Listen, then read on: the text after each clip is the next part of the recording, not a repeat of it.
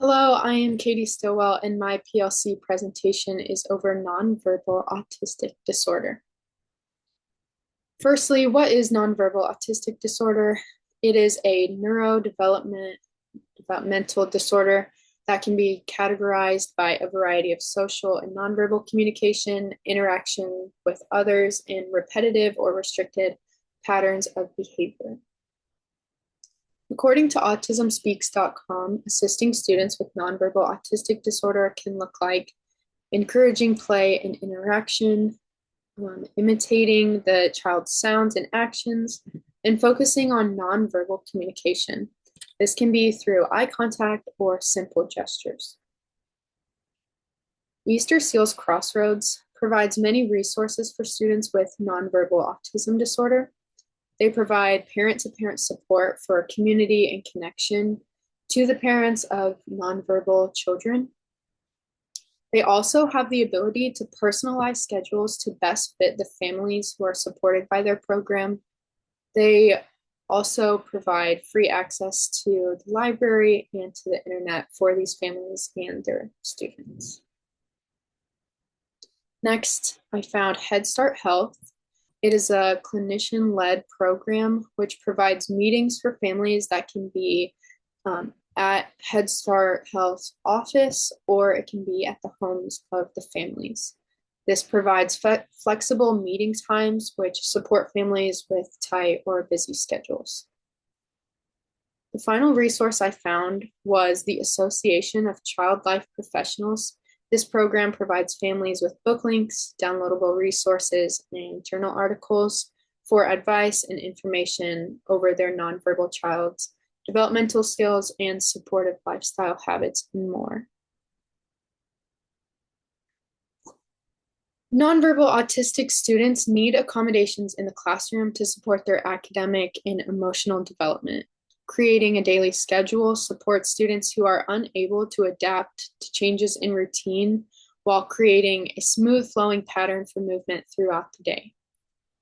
Posting a daily schedule, classroom rules, and expectations for students can reduce stress in nonverbal students as they're able to view their key information that they need to know for day-to-day classroom life. To limit communication problems and enhance understanding, speaking slowly when giving instructions is a crucial part when starting a new activity. Teachers should also allow extended time for completing work, as students with nonverbal autism may have trouble focusing or completing their work that is intended maybe for a shorter time frame. Using nonverbal signals when students need a brain break reduces stress and maximizes work completion when followed productively. And my slide just jumped, so I'm sorry about that. And also creating a calming zone for nonverbal students supports their limited communication, as they're able to just get up and move to this calming zone if they need time to rest, relax, and regroup, instead of trying to explain their need for that. And then they can continue on through their scheduled day with just being more at ease.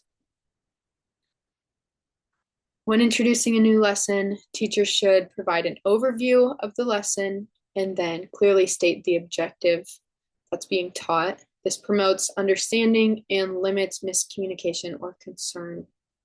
And lastly, a way teachers can support their students with nonverbal autism is by letting the student choose where they want to sit when completing work to reduce stress and promote work success. And I have to switch my screen over so you can see the videos. My first accommodation video is over the need for a daily schedule. The first accommodation for students with nonverbal autistic disorder is to create a daily schedule that minimizes changes. To assist a student with nonverbal autism disorder, creating this daily schedule that is followed with minimal changes is important. Students with autism can find difficulty in adapting to change, so ensuring them with a consistent routine will minimize disruption between activities and can reduce the student's stress. And then here's my second video. It's over that need for the calming zone. The second accommodation for nonverbal autistic students is to create a calming zone for relaxation and regrouping. Students with autism can become overstimulated in the classroom environment. Providing a calming zone where students can go when they feel overwhelmed or when they need a moment for rest allows them to regroup before continuing throughout the school day. This is especially important in nonverbal autistic children as they have a limited ability to communicate their need for this regrouping period. Nonverbal students who choose to go to the calming zone are able to communicate their need for a break without the use of words.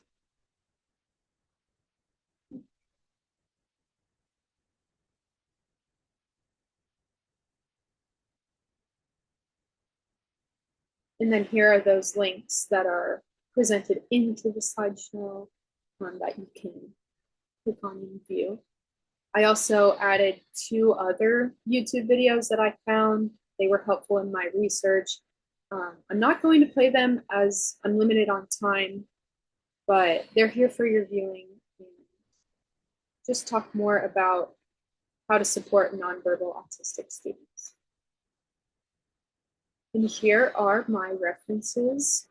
Here's 5 of them and the other 3. Thank you so much for watching.